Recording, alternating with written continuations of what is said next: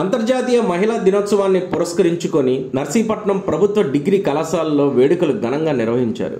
ఈ కార్యక్రమానికి ఆంధ్రప్రదేశ్ శాసనసభ గౌరవ స్పీకర్ చింతకాయల అయ్యన్న పాత్రుడి సతీమణి శ్రీమతి చింతకాయల పద్మావతి విశిష్ట అతిథిగా హాజరయ్యారు.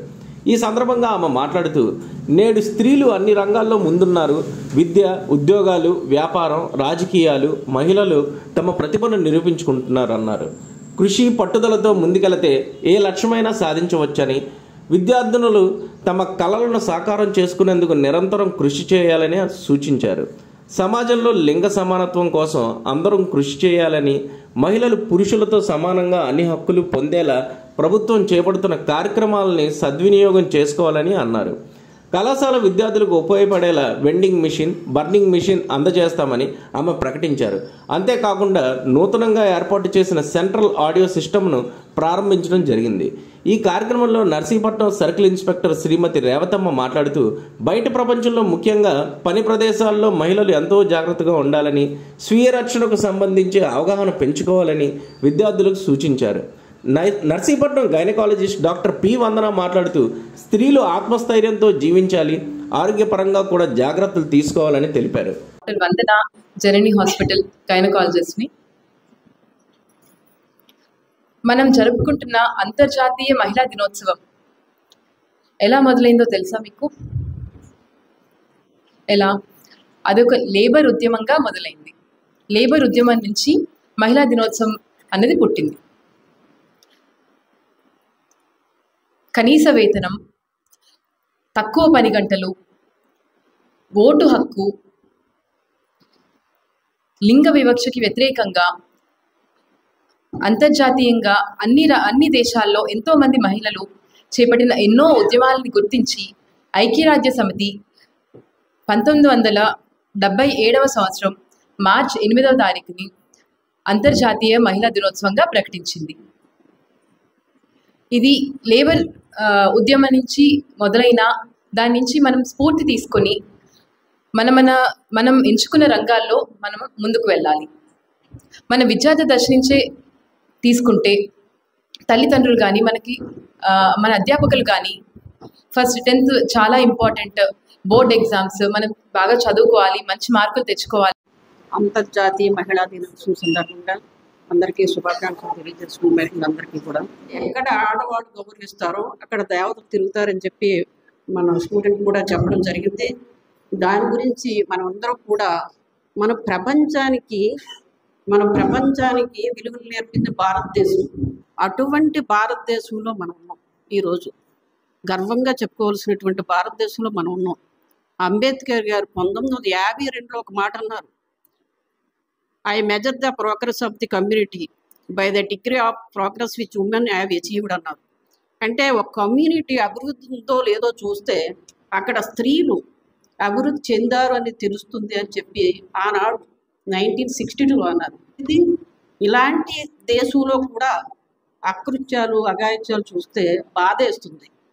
చాలామంది గురించి ఇప్పుడు చెప్పుకోవాల్సినటువంటి విషయం కాదు, కానీ మీరు అందరూ గమనించాల్సిన విషయం. సార్ ఒక మాట చెప్పారు, ప్రతి ఒక్కరూ కూడా ధైర్యంగా ఉండాలి. తల్లిదండ్రులకు ఒక విషయం, పిల్లలు పెంచేటప్పుడు సక్రమంగా పెంచకపోతేనే ఈ పరిస్థితి ఏర్పడుతుంది. పిల్లలు పెంచేటప్పుడు ఆ వాతావరణాన్ని చూసి చక్కనైన వాతావరణంలో పిల్లలు పెంచాలి. అలాగే ఆ పిల్లలకి గౌరవం ఎలాగ ఇవ్వాలి, స్త్రీల పట్ల ఎట్లా గౌరవం ఉండాలి, అలాగే ఒక మర్యాద ఏంటి, ఒక సంస్కారం ఏంటి అనేది మనం నేర్పాలి పిల్లలకి. తల్లిదండ్రులు అక్కడ తప్పు చేస్తున్నారు చాలామంది. అటువంటి మృగాలు రావడానికి కారణం తల్లిదండ్రులే అని చెప్పి నేను నా మనవి చెప్పి మీ అమ్మా నాన్నతో చెప్పాలి. మన పిల్లల్ని ఎప్పుడు కూడా ఆడ మగ భేదాలతో పెంచకూడదు. ఎప్పుడు కూడా పెంచడం వల్ల ఇలాంటివన్నీ క్రియేట్ అవుతాయి.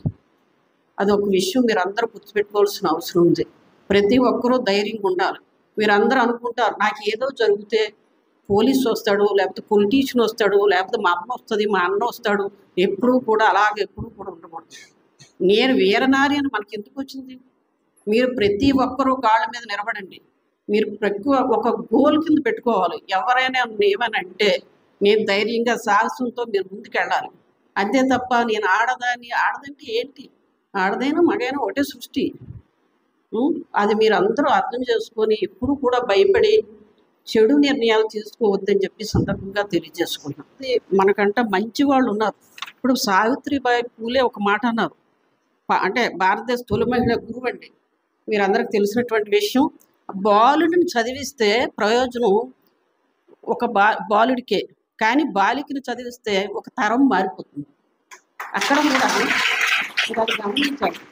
బాలుడిని చదివిస్తే ఒకటితోటే అయిపోతుంది, బాలికను చదివిస్తే తరం పెళ్లి చేసుకుంటుంది, పిల్లలు వగైరా వగైరా ఒక తరం వెళుతుంది. అటువంటి విషయాలన్నీ మనం గమనించుకోవాలి. ఎక్కడ మన స్త్రీకి ఎంత గౌరవం ఉందో ఇక్కడ ఆ గౌరవాన్ని మనం కూడా నిలబెట్టుకోవాల్సిన అవసరం ఉంది. చాలామంది చెడుదారులు వెళ్ళకూడదు, శాసిస్తారు. మీ ఇంట్లో చూసుకోండి, మీ అబ్బాయి పనులు చేయాలా? సపోజు అమ్మగారు ఉన్నారు కదా, సార్ పనులు చేస్తారు, ఇంటి పిల్లల పనులు చేస్తారు, మనవరాల పనులు చేస్తారు, వర్కర్స్కి అందరికి డ్యూటీస్ చెప్తారు. అన్నీ బర్డెన్ ఎవరి మీద పడుతుంది? ఒక ఉమెన్ మీద పడుతుంది. అంటే మీరు చిన్నపిల్లలు, మీ మదర్ని తీసుకోండి, డాడీకి సేవలు చేయాలా, మీ అన్నయ్యకి సేవలు చేయాలా, మీ తమ్ముడికి సేవలు చేయాలా, అందరికీ సేవలు చేయాలి ఉమెన్. అంటే నాన్న ఒక ఉద్యోగంకి వెళ్తాడో లేదంటే వ్యవసాయం పనులకి వెళ్ళి వచ్చేస్తాడు, కానీ మల్టిపుల్ టాస్క్ చేసేది ఉమెన్. మల్టిపుల్. ఇంకోటి ఏంటి తెలుసా? ఫుడ్ విషయంలో కూడా నువ్వు వదిలింది తినాలా, మీ నాన్నగారు వదిలింది తినాలా, మీ అన్నయ్య వదిలింది తినాలా, మీ తమ్ముడు వదిలింది తినాలా, అందరు వదిలింది, ఈవెన్ దో మనవడు వదిలింది కూడా ఆ తల్లి తింటది. అంటే ఎంత త్యాగమూర్తో చూసారా? ఆడజన్మ అనేది ఒక అపురూపమైన జన్మ. అపురూపం అంటే ఎన్ని టాస్కులు. మదర్ టాస్క్ చేస్తుంది, భార్య టాస్క్, చెల్లి టాస్క్, అక్క టాస్క్. ఇప్పుడు 40 ఏళ్ళు మన సారు, సభాపతి సారు 40 ఏళ్ళు పరిపాలిస్తున్నారు కదా, దాని వెనుక ఒక మహాశక్తి. ఆ వ్యక్తే లేకపోతే ఏమి లేదు. నర్సీపట్నం డిగ్రీ కాలేజీలో